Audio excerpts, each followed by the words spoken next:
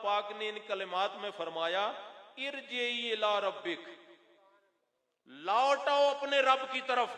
तो ये कुरान से हमें मसला पता चला कि ये लौट के जाना, मौत का आना, ये मर के खत्म होने का नाम नहीं, बल्कि रब की बारगाह में लौट जाने का नाम है।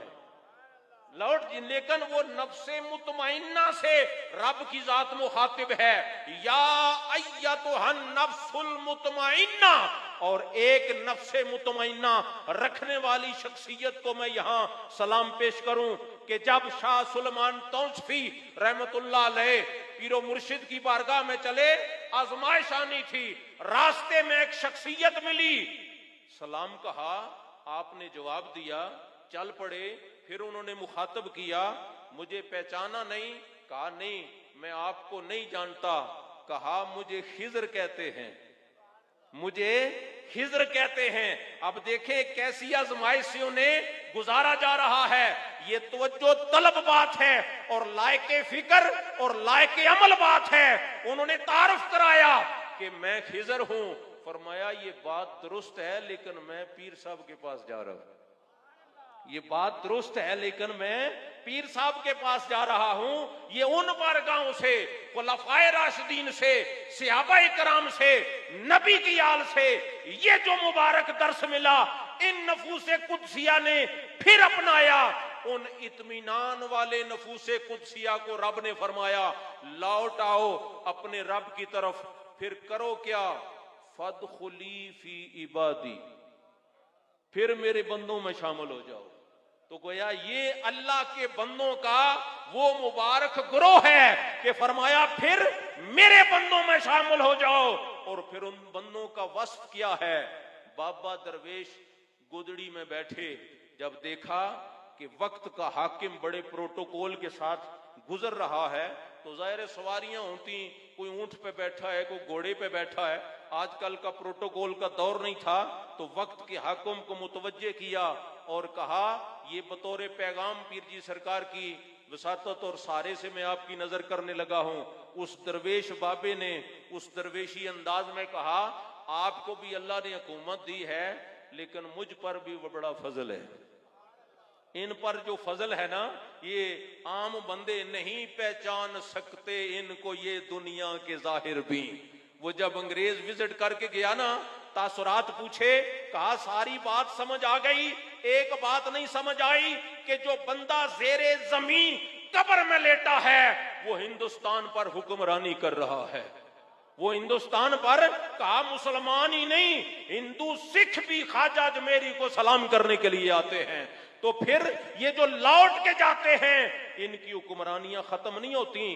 कहा तू भी हुक्मरान है, मुझ पर भी अल्लाह का बड़ा फजल है। कहा क्या? कहा ये जो बारिश होती है ये मेरी मर्जी से होती है, ये मेरी मर्जी से होती है। उसने बड़े ताज्जुब से देखा कि इसकी हालत देखो और इसका दावा देखो। एक बात नहीं की, कहा ये जो धूप निकले ये मेरी मर्जी से निकलती है। वो काफी बातें कह गया, लेकिन मियां मोहम्मद बख्श कहते हैं, बारू दिसण मैले काले ते अंदरू आब हयाती, ओंठ सुके तरे आया वांगू जिंद नदी विच नहाती। अल्लामा भी फड़के और कहा, ना पूछ इन खिरका पोशों की, इरादत हो तो देख इनको, यदे बैजा लिए बैठे हैं अपनी आस्तीनों में।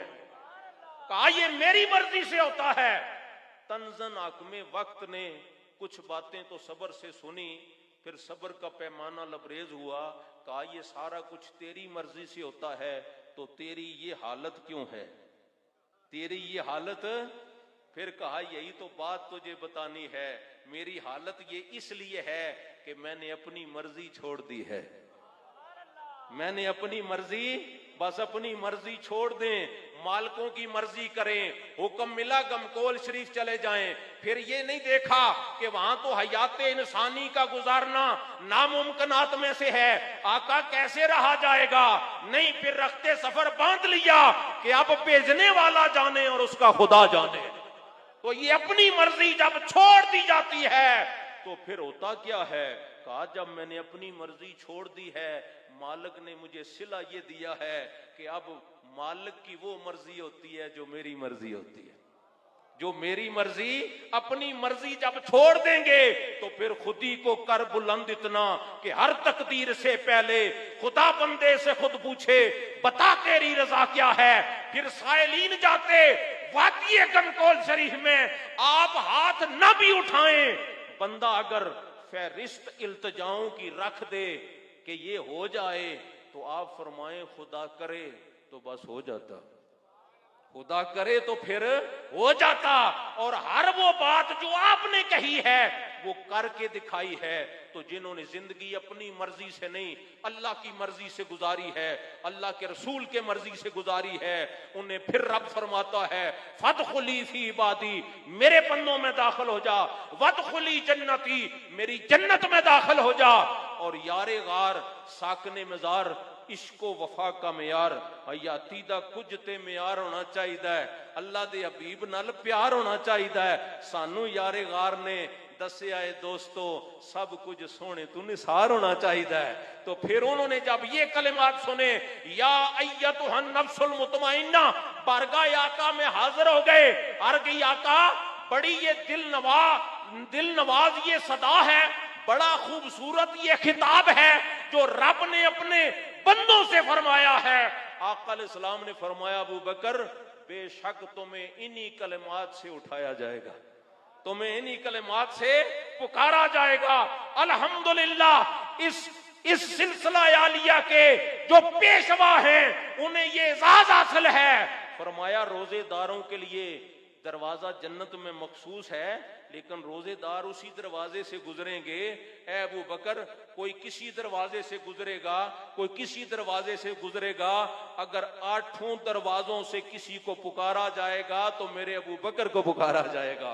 गोया दरबान भी रश्क करेंगे कि काश मेरे दरवाजे से गुजरे, मैं लोगों को बताऊं कि अबू बकर मेरे वाले दरवाजे से गुजरे। अल्हम्दुलिल्लाह। लेकिन सूफिया का जो मसलक है ये बड़ा मोहब्बत वाला मसलक है, ये बड़ा मोहब्बत वाला मसलक है, ये बड़ा अकीदत वाला मसलक है। और अल्हम्दुलिल्लाह किबला आलम पीर साहब रहमतुल्लाह अलैह ने अपने गुलामों की गुट्टी में ये बातें डाली हैं और अपना अमल आपने पेश किया है कि गैर मुस्लिम भी बहुत गर्विदा हैं, मुस्लिम तो क्या ऐसी कशिश रखता है इस्लाम जिंदा पीर का। तो मोहब्बत फैलाएं, मोहब्बत बांटें और किबला आलम पीर साहब रहमतुल्लाह अलैह का वो उसवा अपनाएं कि मर्जी अपनी ना हो बल्कि मर्जी मालिकों की हो जाए।